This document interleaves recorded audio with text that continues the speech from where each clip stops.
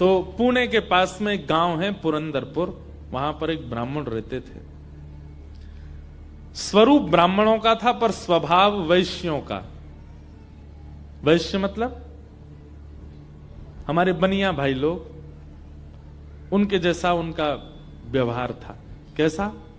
व्यापार करते थे, धन देते थे, उस पे ब्याज पे धन देते थे लोगों को, और अपना गल्ला खोल रखा था, गल्ले पे बैठते थे।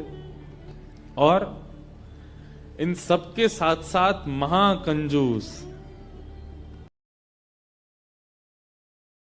खूब धनवान थे। भगवान की कृपा से उन पर ब्याज का इतना धन आता था कि वो पूरे पुरंदरपुर गांव को अकेले भोजन करा सकते थे। पर इतने कंजूस थे, दूध में अगर मक्खी भी गिर जाती तो दूध छान के पी जाते थे, और मक्खी को यूं पकड़ करके उसके भी 2-4 बूंद छींटा जो दूध के होते थे उनको भी लेकर पी जाते थे। दूध का क्या बिगड़े, इतने कंजूस। उनकी पत्नी का नाम था सरस्वती देवी। क्या नाम था? तो सरस्वती देवी जो थी, उनके पिताजी ने इसीलिए ब्याह किया कि भाई ये विप्रदेव जो हैं बड़े धनवान हैं, बेटी खुश रहेगी हमारी। तो सरस्वती देवी का ब्याह हो गया। उनकी मां ने, पिता ने जितने गहने दिए, ब्याह के अगले दिन ही, देवी सुनो, सबरे गहने उतारो अपने। बोले क्यों? अरे देखो कितनी अच्छी नक्काशी की है इसमें, कितने अच्छे से तुम्हारे कुंडल बने हैं, कितने अच्छे तुम्हारे गले के हार बने हैं, हाथ के तुम्हारे बढ़िया कंगन कड़ूला, रोज पहनोगी तो घिस जाएंगे, उतार दो सबको। पत्नी ने भारी भारी सामान सब उतार दिए, और गले का एक मंगलसूत्र रहने दिया, हाथ के कंगन रहने दिए, पैरों की पाजेब और पायल रहने दी। अपने ब्राह्मण देवता जो थे, इनको वो भी अच्छे नहीं लगते थे। रोज अपनी पत्नी को, तो क्यों इनको पहन के घूमती है, उनको दे दो, अंदर तिजोरी में रख दूं मैं। पत्नी कहती है तो सौभाग्य है, ये तो पहनने दिया कीजिए। महाराज कहते कहते 6 महीना हो गए, रोज टोकते। अब तो ये स्थिति में आ गए कि पत्नी के हाथ का भोजन नहीं करते थे। वो रोटी बनाती, बोले मुझे नहीं पाना, और अपनी दुकान पर जाके वो दुकान के बालक से कहते अपने घर से बनवा ला। रात में बोली आप कैसे मानेंगे? बोले ये उतार दो जितने पहन रखे हैं। उसने कान के कुंडल भी उतार दिए, हाथ के कड़ूला भी उतार दिए, पाजेब भी उतार दी, गले का मंगलसूत्र भी उतार दिया। सब बिल्कुल कोरी हो गई बेचारी, केवल नाक की एक नथ रहने दी उसने। बोले एक तो रहने दीजिए, कम से कम इससे पता तो चले कि मैं सौभाग्यवती हूं। तो कभी कभी ठाकुर जी पूरे संसारियों पे भी ठाकुर जी रीझ जाते हैं। ठाकुर जी बोले भाई ये ब्राह्मण देवता बहुत अच्छा लग रहा हमको। बोले इतना कंजूस तो हमने कभी नहीं देखा, बहुत भयंकर कंजूस है। ठाकुर जी का मन आ गया उस पर। अच्छा, जो पत्नी थी ना सरस्वती देवी, वो बड़ी भक्ता थी। वो तो नाम जप भी करती थी, वो दर्शन करने के लिए भी जाती थी, लेकिन ये नहीं जाते थे उसके साथ। वो अपने माता पिता के मायके जब जाती थी, मायके वाले लेके जाते थे उसको दर्शन कराने। ये तो कभी नहीं लेके जाते थे, तो कंजूस थे। खर्चा होगा, कभी खर्चा ना हो मेरा। सोचो कितनी ऊंचे लेवल के कंजूस। तभी ठाकुर जी का मन आ गया इस पे, तो इसको देखूं मैं एक बार। और हमारे श्री पंडरीनाथ भगवान, श्री विठल भगवान, एक दीनहीन से ब्राह्मण का रूप धारण किया, फटी सी धोती पहनी और पुराना काला सा जनेऊ धारण किया, और महाराज ऐसे तिलक सा लगा करके बिल्कुल दीनहीन, झुर्रियां पड़ रही मुखमंडल पर, और ऐसे हाथ जोड़ते भय इनके दुकान पर पहुंच गए। रूप रंग देख करके ही पहले तो ब्राह्मण देवता समझ गए, बोले अरे ये और आ गया, ये कुछ देना वेना तो है नहीं, मांगेगा।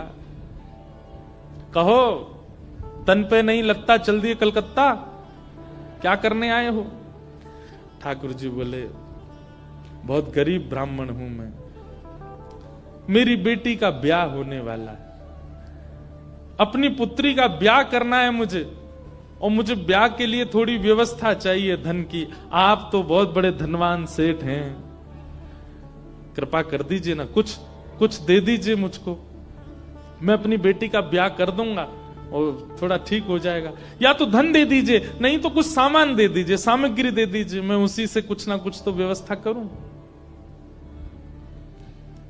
ये देखो मेरी धोती यहां से उधरी हुई है, मेरा कुर्ता यहां से फटा हुआ, कैसे तुमको दूं? मैं खुद नहीं अपने नए खरीद पा रहा, तुमको कहां से दूं भाई? ये सब तो केवल बाहर का दिखावा है, मेरे पे कोई पैसा वैसा कुछ नहीं है। दूसरों का धन ले रखा है मैंने, भैया चलते बनो, कहीं और जाओ, किसी और से मांगो, भगवान करे तुम्हारी बेटी का ब्याह बहुत अच्छा हो। बोले मुझे या तो धन दीजिए, नहीं तो मैं यहीं बैठा रहूंगा। ठाकुर जी जिद पे आ जाएं तो उनको कौन हटावे? आपके दर पे आया हूं, कुछ तो लेके जाऊंगा, मेरी बेटी का ब्याह है। अंत में हार करके ब्राह्मण बोला, देखो मैं ऐसे नहीं देता हूं, कुछ लाओ, मेरे पास गिरवी रखो, पैसा ले जाओ, और जब पैसा हो जाए तो पैसा देके अपना सामान ले जाना, तुम पे है कुछ देने के लिए? ठाकुर जी बोले मुझ पे तो कुछ भी नहीं है, मुझसे कुछ काम करा लीजिए दुकान में, मैं ये कर दूंगा, आपकी साफ सफाई कर दूंगा, इतना कर सकता हूं, उसके बदले कुछ दे। बोले उसकी जरूरत नहीं है, सब है नौकर चाकर मेरे पास, मैं तुम्हें बस इतना कह सकता हूं, कोई मूल्यवान सामग्री दो, पैसा ले जाओ, और जब पैसा हो जाए तो पैसा वापस दे के सामग्री ले जाना। मतलब इतना भी दान नहीं कर सकता मैं। ठाकुर जी बोले ठीक है, मैं जाता हूं, कुछ ढूंढ के लाता हूं। ठाकुर जी भी इतने खेलते हैं, ठाकुर जी जैसा खिलाड़ी नहीं है। ठाकुर जी गए उस ब्राह्मण देवता के घर, और घर जाकर के द्वार पे खड़े होकर रोने लगे। भीतर से सरस्वती देवी निकल के आई, अरे अरे अरे अरे ब्राह्मण देवता, आप इतना रो क्यों रहे हैं, क्या बात है? छोटी सी मेरी लाली बड़ी हो गई है, उसका ब्याह के लिए मैं बहुत दिन से वर ढूंढ रहा था, बड़ी मुश्किल से एक लड़का मिला है, अपनी बेटी का ब्याह करना है। बहुत जगह ठोकरें खा के मांगा मैंने, मुझे किसी ने सहायता नहीं दी, अंत में तुम्हारे द्वार आया हूं, यहां भी नहीं मिला, बेटी को क्या मुंह दिखाऊंगा, यहीं प्राण त्याग दूंगा, जहर मेरी जेब में ही रखा है।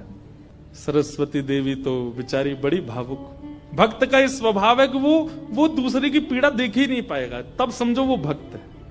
सरस्वती देवी तो रोने लगी, आंखें लाल पड़ गई। बोले भगवान, मेरा मन अगर मुझ में सामर्थ्य होती, मैं पूरा घर आपको दे देती, पर मैं क्या करूं? मेरे पतिदेव इतना प्रतिबंध लगा के रखते हैं कि मैं स्वयं ऐसे रहती हूं, मैं आपको क्या दूं?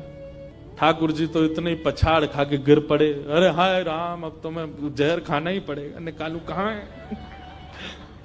सरस्वती देवी रुकी रुकी रुकी, ऐसा मत कीजिए भगवान, चरण पकड़ूं आपके, मेरे पास एक ही वस्तु है। और तुरंत अपनी नाक की जो कील थी वो निकाली, और निकाल करके बोले ये ले जाइए, इससे थोड़ा बहुत धन आपको मिल जाएगा, स्वर्ण की है, आप अपनी बेटी का ब्याह तो नहीं कर पाएंगे पर कुछ व्यवस्था तो हो जाएगी आपकी। ठाकुर जी तुरंत, जहर भी पता नहीं कहीं गिर गया था, बढ़िया तुमने दे दिया, अब मैं कुछ कर लूंगा व्यवस्था।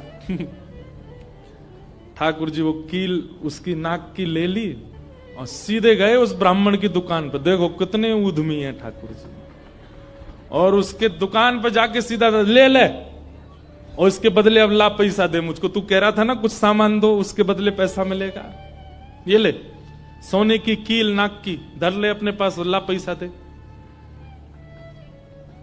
ब्राह्मण देवता ने जैसी कील देखी, ये आपको कहां से मिली? बोले उससे तुझको क्या, तू तो पैसा दे। मुझे कहां से मिली इससे तेरे को मतलब नहीं होना है, तू पैसा दे मेरे को, मेरी बेटी का ब्याह है, और अब मैं तेरे से भीख नहीं मांग रहा हूं, चीज रख के गिरवी तब ले रहा हूं, ला दे। मिली कहां से? बोले तू मत सोच, मुझे पैसा दे। कील उसने तिजोरी में अंदर रखी, और उसका जो धन होता था वो धन ठाकुर जी को दिया, ठाकुर जी ने जेब में धरी, निकल गए वहां से। ब्राह्मण ने अपनी भुजा ऊपर करी, बोले इसको बताता हूं, ये बहुत दानवीर बनती है अपने मन में, मैंने इसको बोला था एक कील पहने, वो तो बहुत अच्छी कृपा मुझ पर ठाकुर जी की, जो मैंने इसके सारे गहने उतरवा दिए, नहीं तो सब दान कर देती, एक कील छोड़ी वो भी दान कर दी किसी को।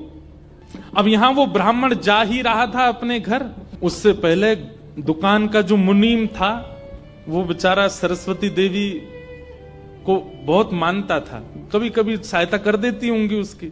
वो सेठ जी से, इनसे ब्राह्मण देवता से पहले ही दौड़ के गया और जाके बोला, मैया आज बचो आप। बोले क्यों, आपने कोई कील दी थी किसी को? बोले हाँ दी तो थी, एक ब्राह्मण के ब्याह के लिए दे दी थी। क्या हो गया?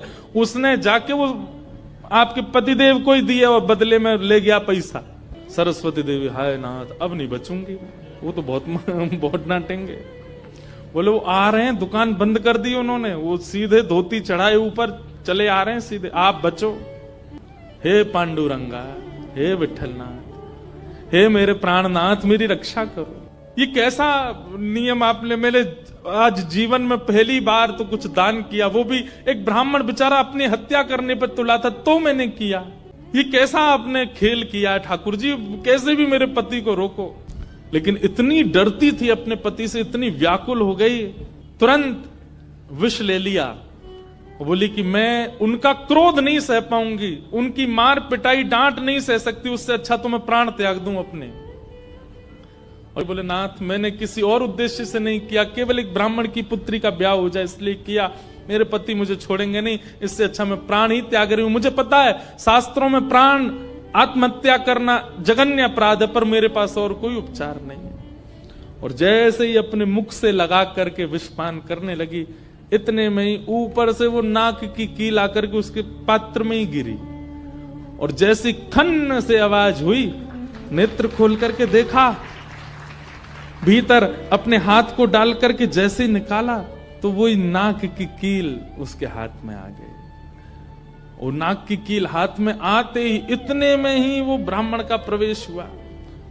पत्नी सामने खड़ी थी, कहिए कहिए, आज कुछ कहूंगा नहीं, आज तो करूंगा, तू बता तैने किसी को दान कैसे किया बिना मुझसे पूछे, तू क्या दान किया, तेरी नाक की कील कहां है बता। पत्नी ने अपना हाथ आगे किया, ये रे तेरे पास कहां से आई? बोले मेरे पास ही थी। नहीं ये तेरे पास नहीं है, ये तो मेरे पास वहां रखी है तिजोरी में भीतर, चाबी मेरी यहां डली हुई है, तेरे पास कहां से आई? बोले मेरे पास ही है, अब बहुत दिन से पहनी हुई थी, साफ करने के लिए उतारी थी थोड़ी सी। ऐसा हो ही नहीं सकता है, मैंने इसके बदले मूल्य दिया है एक ब्राह्मण को, और ये मेरी तिजोरी में रखी है, चाबी मेरे पास है। तो रुक, अभी रुक, मैं अभी जाता हूं। और कील अपने संगी लेके गया, गए जाकर के दुकान खोली, तिजोरी जैसी खोल करके देखा उसमें वो कील थी नहीं, वो हाथ में थी। ब्राह्मण बोला ये कोई स्वप्न नहीं है, ये कोई अचंबा नहीं है, ये कुछ और है। नेत्र सजल हो गए, दौड़ करके घर आया, बोले मुझे सच बताओ क्या हुआ। पत्नी बोली सच बताऊं? बोले हाँ, मैंने ही ब्राह्मण को दी थी। हाँ वो ब्राह्मण वृद्ध सा, उसके कुर्ते फटे थे, उसकी धोती उधरी सी थी। बोले हाँ उसी को दी थी, वो मुझे दे के गया था और मैंने ये तिजोरी में रखी, तो फिर तेरे पास आई कैसे? बोले मुझे जब पता चला कि आप क्रोध करके आएंगे और मेरे को बहुत सुनाएंगे, डांटेंगे, मारेंगे, तो मैंने सोचा कि मैं इससे अच्छा तो अपने प्राण त्याग दूं। और मैं पांडुरंग के सामने रोते हुए विष लेकर के हाथ में पीने को हुई, इतने में ही आपका घुसना हुआ और ऊपर ना जाने कहां से वो नाक की कील आकर के इसमें गिर पड़ी। ये किसी और ने नहीं, और वो ब्राह्मण कोई और नहीं, साक्षात पांडुरंगा ही थे। वही आए थे, वही ये सारी लीला करके गए हैं। मैंने जीवन भर भजन किया, जीवन भर विचार किया, दान करूं, पुण्य करूं, सत्कर्म करूं, यज्ञ करूं, पर आपने मुझे कभी अनुमति नहीं दी। अरे दुनिया के लोग कमाते हैं और दान करते हैं, पर हम कितने भाग्यशाली हैं कि स्वयं पांडुरंगा आए और आकर के हमारे कमाए गए धन को स्वयं लेकर के दान करवा के गए, ब्राह्मण बन के स्वयं अपने हाथ में लेकर के गए। ये आप पर और मुझ पर कृपा है। उसी समय ब्राह्मण ने मन में सोचा, मैंने जीवन में एक कार्य भी अच्छा नहीं किया, मैंने जीवन में एक कृत्य भी ऐसा नहीं किया जिससे ठाकुर जी मुझसे प्रसन्न हो, लेकिन मैं इतना अधम, इतना पापी, इतना दुष्ट, इतना अयोग्य, फिर भी मुझे ठाकुर जी ने इस योग्य समझा। और योग्य क्या समझा, मेरी दुकान पर आकर के ठाकुर जी याचना कर रहे थे कि मैं कुछ दे दूं। मैं कितना बड़ा दुर्भाग्यशाली कि ठाकुर जी मेरे द्वार पर आए और मैंने कुछ नहीं दिया उनको, उनसे हट किया, उनसे कहा कि कुछ लेके आओ तभी तुमको दूंगा। मेरी वजह से ठाकुर जी को श्रम सहना पड़ा। कितने कृपालु हैं बंधुओं ठाकुर जी, आपके अवगुण नहीं देखते कि मानव में और परमात्मा में अंतर क्या है। मानव वो जो सब अत्यंत गुणवान में भी अवगुण देखता है, और ठाकुर जी कौन, जो अत्यंत अवगुणी में भी एक गुण देख लेते हैं, इसमें ये गुण है। कितने कृपालु हैं बंधुओं ठाकुर जी, आपके अवगुण नहीं देखते। उसी समय उस ब्राह्मण देवता ने विचार किया कि अब अब किसके लिए जीना? दुकान को बेच दिया, घर को बेच दिया और पत्नी के साथ आ गए श्री पंढरपुर। और पंढरपुर में विठल भगवान के आगे आकर के बहुत रोए, याचना करने लगे, नाथ मेरे दुकान पर आप खड़े हो गए आकर के, और मैंने आपको इस प्रकार से दुत्कार दिया, इस प्रकार से आपको कर दिया। बहुत रोए।